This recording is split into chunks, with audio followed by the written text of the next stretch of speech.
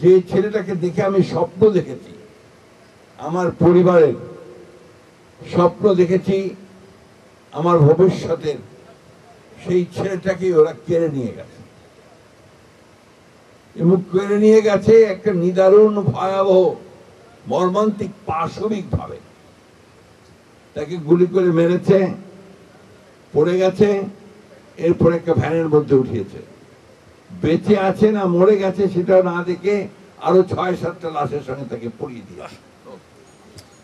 চিন্তা করতে পারেন, একটা স্বাধীন দেশের নাগরিক আমরা 19৭১ সালে যুদ্ধ করেছিলাম একটা স্বাধীন দেশের জন্য।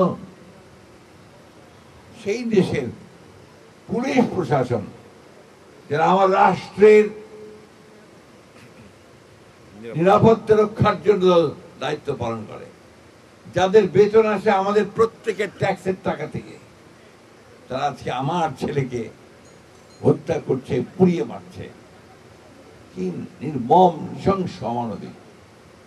এই জন্যই হাসিনাকে কোনোদিন ক্ষমা করা যাবে না।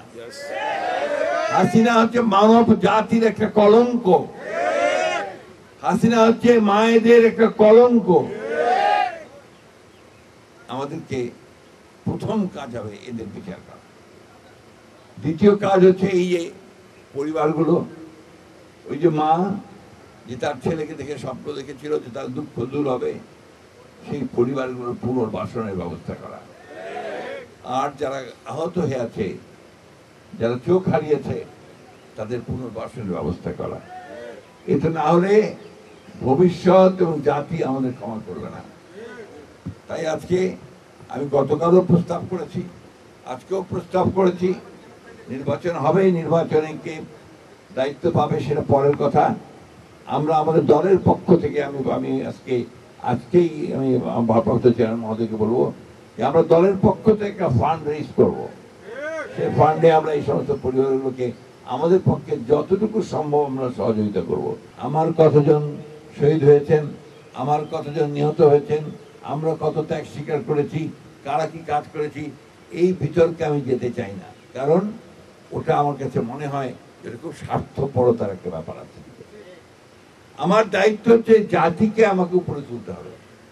যে প্রাণগুলো গেছে, যারা জীবন দিয়েছে, তারা কিন্তু জীবন দিয়েছে, ঘোষণা করেই দিয়েছে যে আমরা এই ফ্যাসিস্টকে সরাবো, জাতিকে আমরা একটা স্বাধীন গণতান্ত্রিক রাষ্ট্রে পরিণত করতে চাই, তাই না?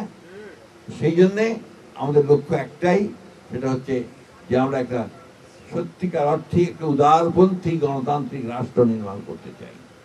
আমরা নতুন বাংলাদেশ চাই, পরিবর্তন চাই। আমরা দুর্নীতি চাই না, ঘুষ চাই না, আমরা হত্যা চাই না, নির্যাতন চাই না। আমরা মানুষ যেন সুস্থভাবে, স্বাধীনভাবে, কমফোর্টেবল হইতে একটা স্বস্তির সঙ্গে চলাফেরা করতে পারে, সেই ধরনের একটা রাষ্ট্র চাই।